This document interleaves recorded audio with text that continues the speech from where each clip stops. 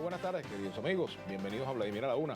Hoy sí tenemos con nosotros a Ramón Guillermo Veledo. Ayer no lo pudimos tener. Bienvenido, Ramón Guillermo. Siento mucho lo de ayer, pero bueno, estaba en este asunto. Yo lo expliqué perfectamente. De los cancilleres, que fue y la audiencia lo entiende. Tan es así que luego en medio de la retransmisión que teníamos, pues se dio paso a la declaración que tú estabas dando al salir de la reunión. Así es, después en la tarde nos reunimos de nuevo, tuvimos después una reunión nosotros en la noche, y en la noche volvimos a ver a los cancilleres. El presidente Nicolás Maduro ha dicho que el diálogo no está congelado, sino que está caliente. ¿Para ti está tibio, caliente, frío? ¿En qué estado se encuentra? ¿Congelado? Yo quiero que esté activo, fíjate. La cuestión de la temperatura del diálogo a veces lo sube, claro, pues hay unas declaraciones que dime tú, que son tan calientes que pueden ponerle fin, ¿no? Ajá. Pero yo creo que el diálogo es tan importante, es una opción tan necesaria para Venezuela, porque por eso 8 de cada 10 venezolanos lo apoyan. Ahora hay que producir resultados, también es cierto, lo hemos hablado aquí en anteriores oportunidades y es una cosa elemental. Entonces, la situación del diálogo, nosotros hemos planteado que no lo hemos roto, no es que nos paramos y nos fuimos, sino que decimos, mira, nosotros nos volvemos a reunir cuando se vea en el gobierno, a través de los hechos, unos actos, unas acciones que muestren su compromiso. Porque uno nota señales un poco confusas. Una gente habla a favor del diálogo, otros le dan muy duro, otros muestran siempre mucho escepticismo. Y aquí, para poder convencer al país de esta ruta, que no es sencilla, porque no es fácil, porque hay diferencias muy apreciables, hay divergencias que son considerables, que son hondas, anchas, pues uno tiene que ir viendo, mostrando, como se dice en criollo, que la gente le vea el queso a la tostada. No que todo se va a arreglar de un día para otro, pero sí que se vea que, oye, que hay pasos, que hay como el caso de la libertad o la situación judicial de los jóvenes, de los muchachos, una cantidad, la mayor parte, según la cuenta de la gente de derechos humanos, de esos 2.900, 2.700 de los que están sometidos a proceso, son gente que fueron agarrados en esa especie de pesca de arrastre, que actas policiales de 50 muchachos, de 40 muchachos. Pero eso ahí no hay pruebas contra nadie. Estaban participando en una manifestación. Eso puede, con una medida, rápidamente tomarse y resolverse ese problema. Ahora, ¿pudiera interpretarse eso, Ramón Guillermo, como una precondición para continuar el diálogo como tal? Porque el gobierno ha dicho que no acepta, que no se debe condicionar el diálogo. No, pero fíjate, porque el diálogo empezó. El diálogo empezó. Ahora, tampoco puede aceptarse que sea, como he dicho también el propio gobierno, de que se trata de que, bueno, que es un diálogo, pero no quiere decir que haya acuerdo, no quiere decir que haya pacto. Un momentico, si es que eso no tiene de malo ponerse de acuerdo. Si nos pusimos de acuerdo en dialogar, no fue puro pechacuento, eso fue una peña, una tertulia. Lo que pasa es que esa palabra pacto, negociación en Venezuela como que no suenan bien. No, lo que pasa también... Han sido estigmatizadas en otros tiempos y ahora, ¿no? Negativa, porque la gente lo asume como una cosa negativa. Pero todos los días, en la vida familiar, en la vida de los amigos, de las relaciones económicas, de las empresas, pues se negocia, se pacta, se llega a acuerdos. Eso es lo más normal.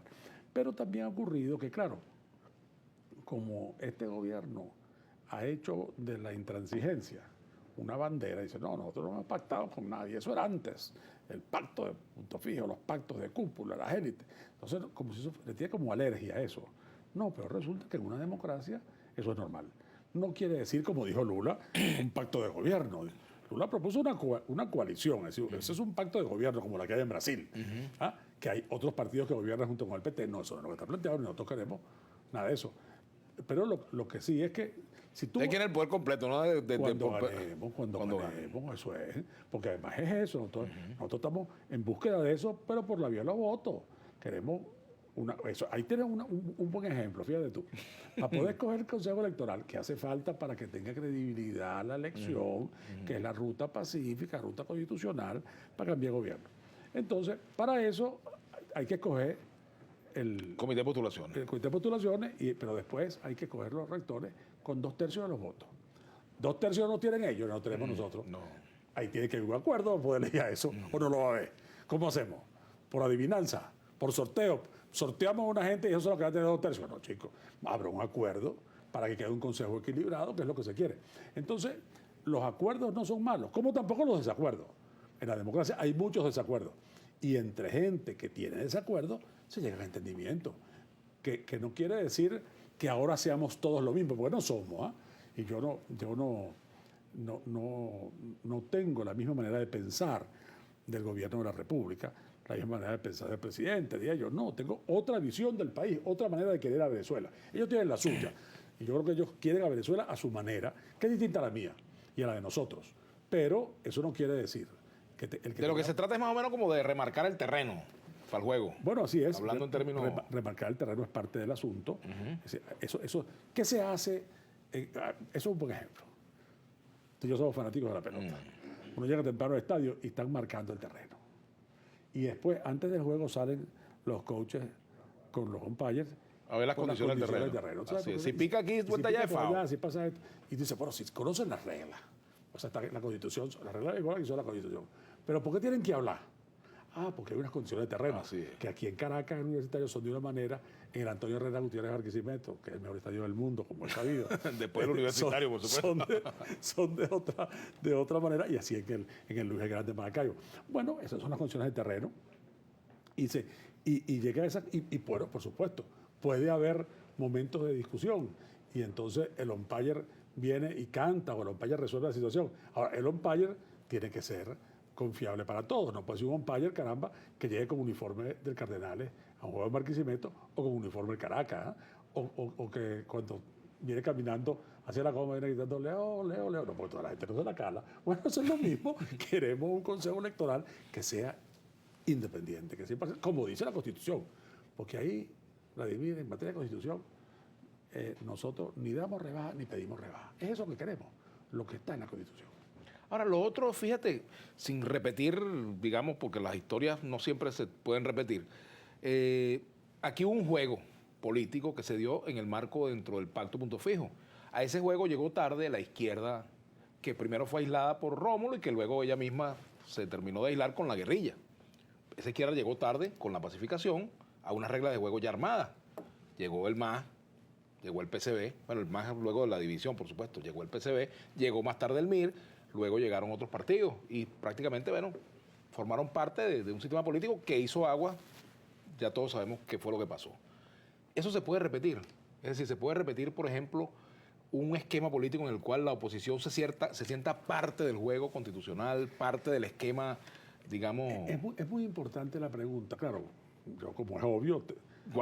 Tengo alguna discrepancia con tu interpretación de la historia, como es natural. Hice un resumen ahí, claro, es imparcial. Pero, yo era reportero en esa época. No, pero está muy bien. Muy bien, y ese es tu punto de vista. Claro. Y, digamos que es así.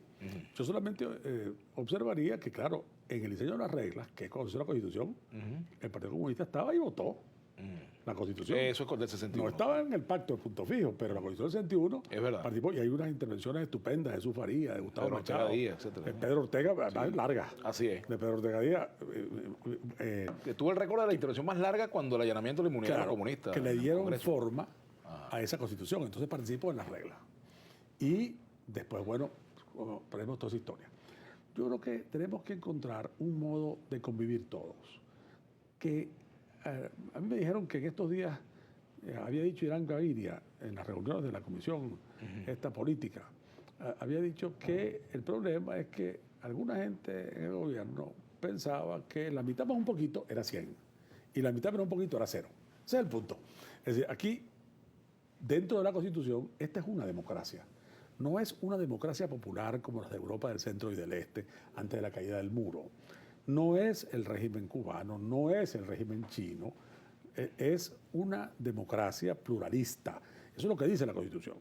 Entonces, los poderes públicos tienen que actuar en ese ámbito para todos. Y aquí es muy importante que tanto la oposición tenga claro, por cierto, la mesa lo tiene clarísimo, que las alternativas son dentro de la Constitución, y, por otro lado, que el gobierno tenga claro que la función de oposición y alternativa de poder no es conspirar, eso no es ilegal, eso es perfectamente legal, eso es perfectamente lícito, que haya una alternativa de poder que en un juego limpio pueda ganar la elección y sustituir, porque la vocación de la alternativa de poder es sustituir al que está gobernando democráticamente. Por ejemplo, fíjate, tú hablabas, Ramón Guillermo, y este tema es interesante porque quizás se sale un poco de la dinámica cotidiana, pero es importante. Fíjate, por ejemplo, tú dices, bueno, es una democracia, pero esta democracia, según nuestra Constitución, tiene apellido, ¿no?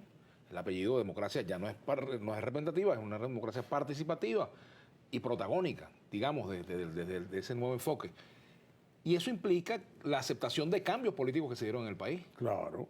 Y la oposición acepta esas condiciones. Pero es que tiene que aceptarlo también el gobierno, porque fíjate tú, participativa y protagónica no quiere Pero decir... tiene que ser para todos. Claro que sea para todo. Claro. No quiere decir que es que yo te participo.